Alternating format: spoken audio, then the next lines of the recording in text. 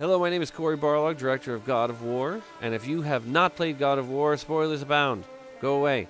Come back after you finish playing, and then I'll give you a little insight on how we made the game. Alright, so here we are at the start of God of War.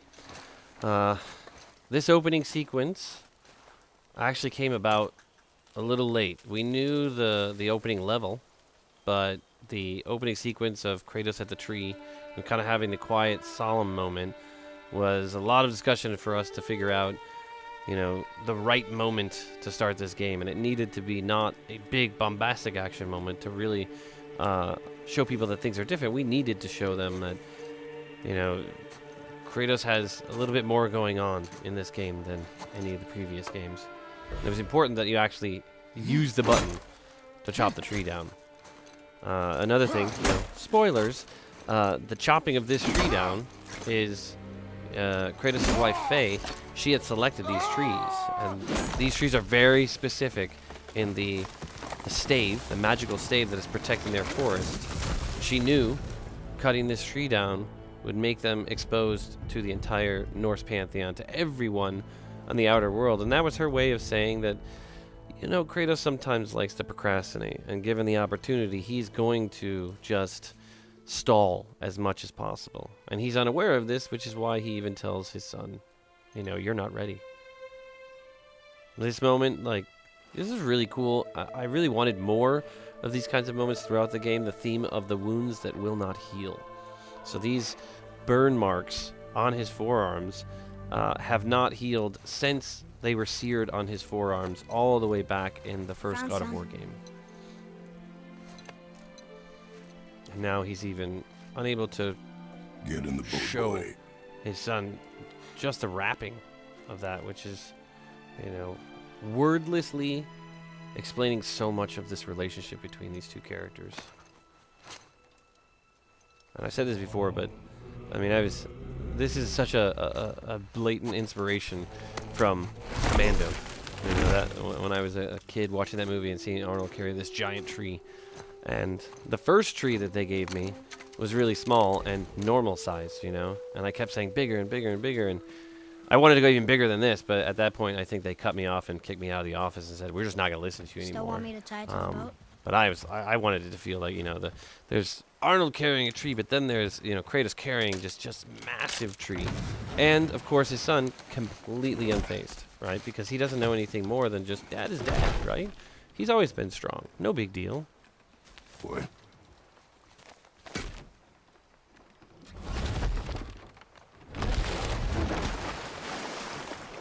I like the slowness of all of this, just kind of That is enough. doing very everyday things, chopping a tree down, lashing it to a boat, going down the river, but still giving you those sort of quiet, softer moments that help build towards what this eventually will become. What? Did something change? The forest feels different. Everything is different, boy. And this line, Time to dwell on it. Yes, sir. so much weight behind this line. This is like that line at the beginning of Iron Man 2 when Don Cheadle is War Machine, and he pretty much just said, what are you doing here? I'm here to deal with it. Let's move on. That line is all about that sense that everything has changed. It's a communication to Atreus as much as it is to the audience. Everything's different. Try not to dwell on it. Take in the experience. Roll with us on this ride. Danielle Bisutti. Oh, so brilliant as the Witch in the Woods, or Freya. Spoilers. And here, very important that this is the moment of quiet. There is no music. It is the sounds of their feet crunching against the leaves as they walk up in silence, right? This is, neither of them really knows how to relate to each other. This is the slightly uncomfortable silent moments as you're slowly beginning to understand that something else is going on.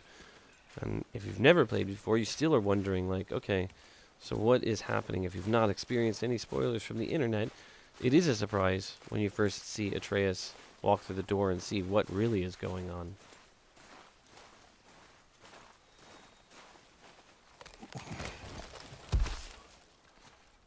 That was the last. Then he just goes and tears this tree up. In a few minutes, the whole thing is broken down. See?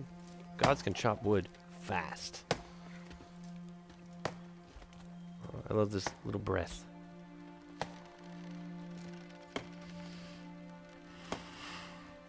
Just stealing himself before he walks in.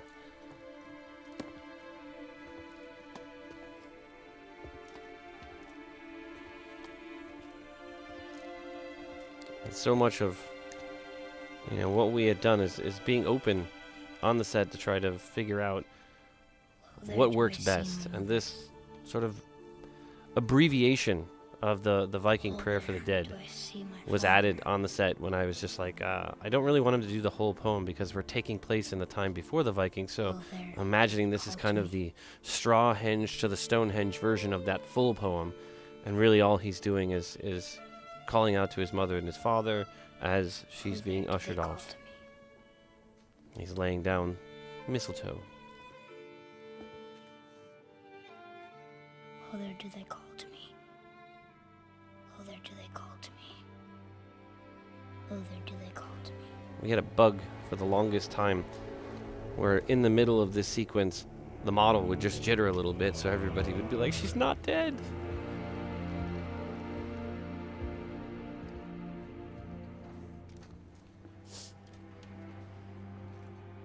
She's ready. And this part coming up is so beautiful. Ivor's music is just astounding. I mean, Bear did an amazing job on this score. This moment, the first time he gave me the first draft of the score, and we put it to the rough animatic of this. Kratos' sort of true desires right here. Find your way home. You're free. You are free. That's all he wants. Like, she got what he could never get.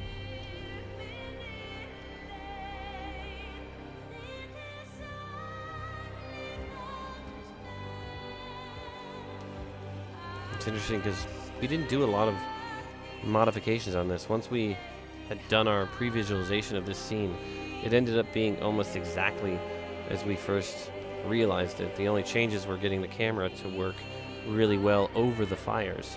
That was the big trick. Like, orchestrating all the complex camera moves with these big objects all over the set was definitely one of our biggest challenges. And then also not feeling like you're getting dizzy from moving the camera back and forth and back and forth. The initial previs we did was a lot longer, and we kind of, before we got on the set, started cutting it down. It was definitely a part of me that felt like maybe this was a little too fast, but I think it ended up working overall for the pacing. But I really wanted the fires to burn for a little bit longer, the knife could heat up, and then he grabs it, but I think it still works. I love this. I'm sorry. I'm sorry. He apologizes for getting burned. And then this just Squeeze. simple, put the snow in his hand. And a piece of Kratos. This knife. At the beginning of this journey, a piece of his father, Hers. a piece of the memories, the wounds that never heal are on his hand. He's carrying that throughout. And a piece of his father and a piece of his mother. She taught you don't. She knew. Show me. Now? Oh, I love his reaction there.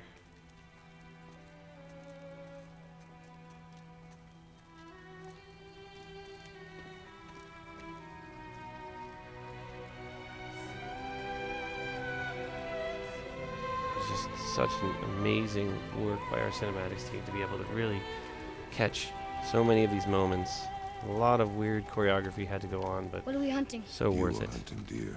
And the lighting here is just absolutely beautiful. Which way? Did not come In the online until direction the of very deer. end. The artist actually came in Okay. to this Uh, level and told me, this I'd way. like to redo a few things. We're in the last 6 months of the game.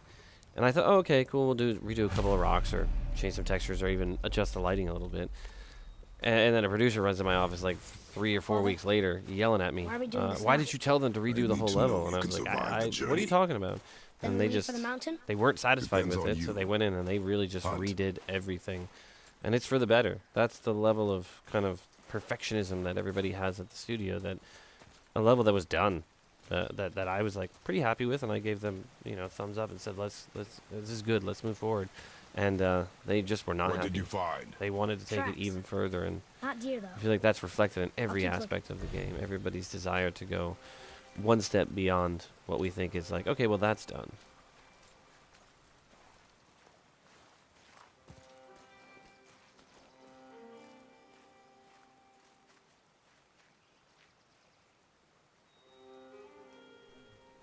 All right. Well, that is the opening of God of War. And very happy to be able to give you a little bit of insight on what it was to develop this game. For the players.